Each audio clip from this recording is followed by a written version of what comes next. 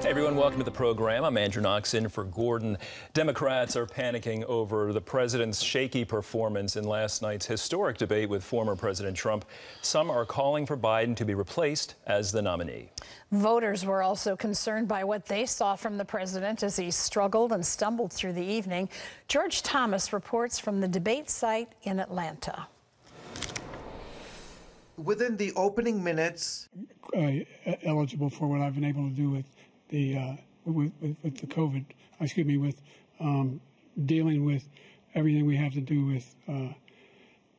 Look, if we finally beat Medicare, it became clear to the former president's surrogates that Biden was in trouble. Biden campaign said this would be the reset moment for Joe Biden's candidacy, and what they saw is the American people saw a weak, horrible president who is the weakest president in our nation's history. Voter concerns about Biden's age and mental sharpness were on display during the 90-minute debate as the president struggled at times to answer questions. He repeated things that are not true, but he's also said things that, to be frank, there are times I couldn't understand what he was saying. The showdown had Biden and Trump, the two oldest candidates to ever seek the White House, trading barbs on a number of topics, from the economy. The only jobs he created are for illegal immigrants and bounce-back jobs, a bounce-back from the COVID. He has not done a good job. He's done a poor job, and inflation's killing our country. It is absolutely killing us. To abortion.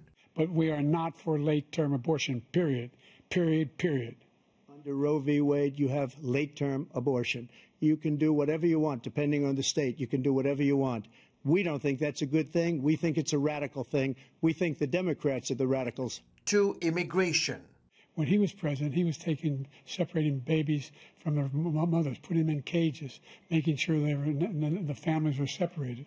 That's not the right way to go. Trump pushed back, accusing Biden of putting in place weak border policies that make America unsafe. We have the largest number of terrorists coming into our country right now, all terrorists, all over the world, not just in South America, all over the world. They come from the Middle East, everywhere. All over the world they're pouring in. And this guy just left it open. The two also tackled wars in Ukraine and Gaza. But by the end of the night, everyone was talking about the president's poor performance. I have dealt with people that have dementia before, and it's very obvious just from the look on his face, not understanding what's going on, the surprise and shock look sometimes, the eyes, the very stiff face, the very stiff hands. They're all very, very prominent signs of what's going on. The White House tried to put a brave face on the evening, telling reporters that Biden had a cold. Surrogates like California Governor Gavin Newsom attempted to sidestep voter concerns that the president is too old. There's a lot of concern about the president's stamina and mental health. Are you concerned? I'm worried 81 years. Are you concerned about that going forward? I agree. I worry about President Trump's stamina. No, I'm talking about the president. I was talking about President Trump as well. One top Biden donor reportedly called the president's performance disqualifying, telling Reuters that he expects Democrats will urge him to step aside ahead of the party's national convention in August.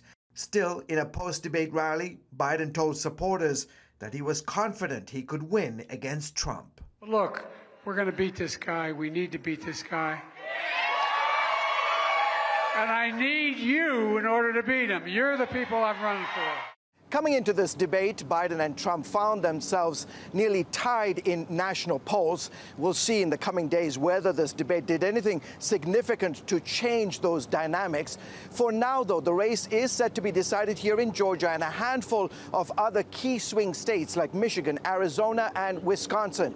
Meanwhile, voters there and across the country will get another look at the candidates September 10th. George Thomas, CBN News, Atlanta.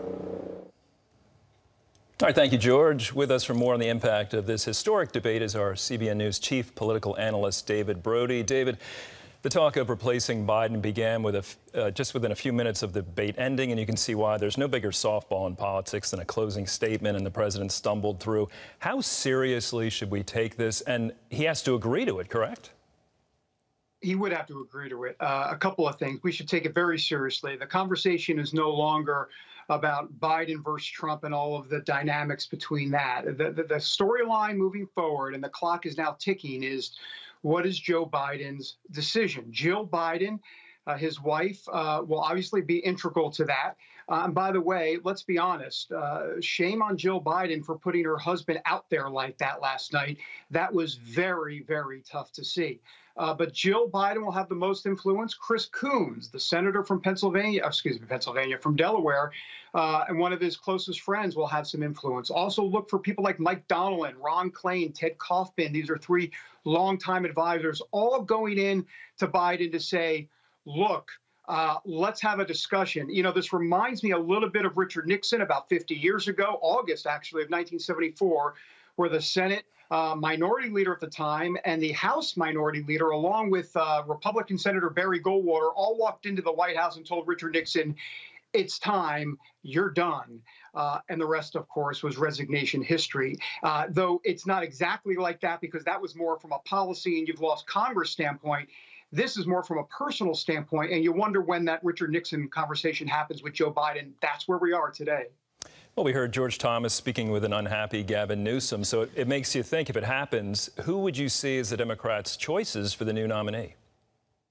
Well, right. First of all, we're talking about an open convention at that point, and Gavin Newsom could be there for sure. He'd be at the top of the list. Obviously, Kamala Harris would be at the top of the list. I think the question, and now we're getting into speculation, but if Joe Biden does decide to say, I'm going to step aside, the question then will become, in that speech, when he says he'll no longer be the nominee, will he, in essence, endorse Kamala Harris? If he does, you get the sense that Gavin Newsom and others would not run at that point in some sort of open convention situation. But if he doesn't, all bets are off. Kamala Harris, Gavin Newsom, Gretchen Whitmer, the governor of Michigan, J.B. Pritzker in Illinois.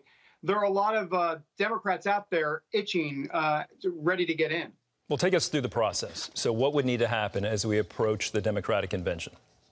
Well, the first thing that needs to happen is Joe Biden needs to decide that he's not going to be the nominee. Now, is there a potential that Joe Biden could say, look, I'm going to go all the way through? Sure. And is there a potential that Democrats, delegates, that are pledged to Biden could rebel?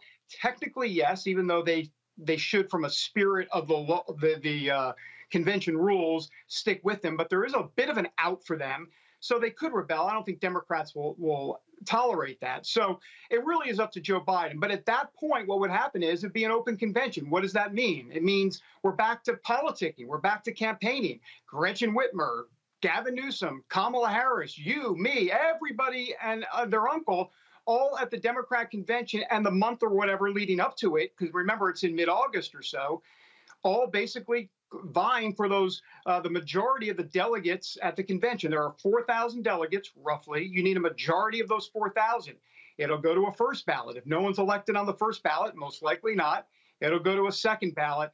And then we can get into all sorts of wonky stuff. But look, the bottom line is, if it goes to a second ballot, there's something called superdelegates. We've heard of them before. These are the power brokers in the DNC, the Democratic National Committee. We're talking about congressmen and party leaders. They would then be able to have more of a say in that second ballot. We can explain that some other time. But the bottom line is, that's where this could head. It could get real messy real soon. So what does it mean for Democrats in their races, talking about the Senate and the House?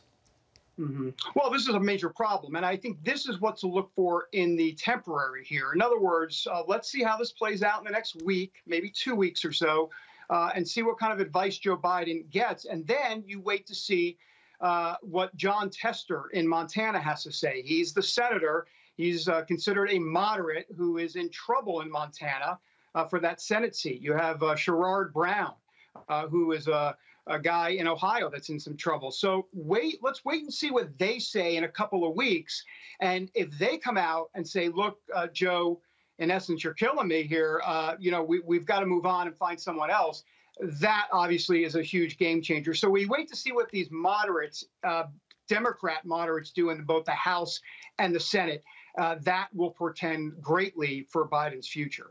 David, quickly, just a little time left. Van Jones, David Axelrod, some of these folks came out quickly last night with their disappointment and heartache over what they saw. Were you surprised how the floodgates opened from the left in their disappointment and admission of how the president performed? Not at all, because here's the dirty little secret that everybody needs to understand. If you think about this for a second, let's dial it back for a second. Why was this debate held in June? This was the test run. I think it's pretty clear that there are party insiders and others that want Biden gone. They want someone else. They know that Donald Trump will be the next president of the United States if Joe Biden is the president of the United States, and of course, the candidate to be the next president of the United States. So that's what Democrats deeply want inside. They just can't say it. So last night on CNN and MSNBC and other places, as much as it pained them to do so and say it publicly, you started to hear it, because this was Biden's big test moment. Could he pass the test? Not only did he not pass the test, he failed miserably, as George pointed out in that piece. That blank kind of stare off into space right at the beginning where he fumbled and lost his train of thought. That was the death knell, if you will, politically, and it just got worse from there. All right, David, thanks for joining us. Always appreciate your insights. You bet. Thanks. In other news, the Supreme Court has ruled on a dispute over abortion between the federal government and the state of Idaho. Wendy Griffith has that story and more from the CBN newsroom. Wendy. Thanks, Andrew. The case involved a challenge by the Biden administration to an Idaho law allowing abortion only if the mother's life is in danger. The White House argues federal law supersedes state law, requiring emergency rooms to perform abortions to protect a woman's health, not just her life.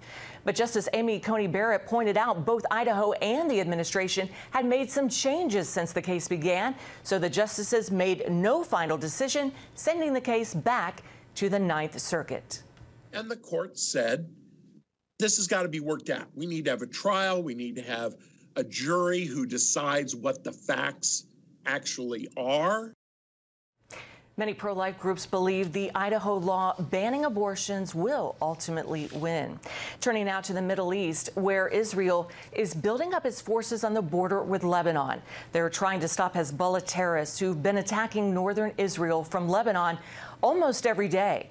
As Israel prepares for what could be another major war, survivors of the sneak Hamas attacks at the Nova Music Festival on October 7th came together Thursday in Tel Aviv for a sort of celebration. Their message: Israelis will not let the terrorists steal away their full embrace of life. Nothing can stop us from living our lives here in Israel, and nothing can stop us from keep on dancing and living. All right. Well, Terry, it's good to see Israelis saying they won't be defeated by terrorism. And of course, the Bible does say there is a time to dance.